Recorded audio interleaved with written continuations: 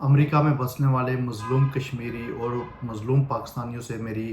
گزارش ہے کہ اکتوبر 2 کو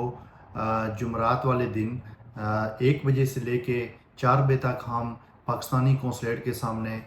پرامن احتجاج کر رہے ہیں۔ تمام دوستوں سے اپیل ہے کہ لوگوں سے محبت کرنے والے اور عوامی حقوق کی حمایت کرنے والے اور عوام کے بیسک مسائل کے حل کے لیے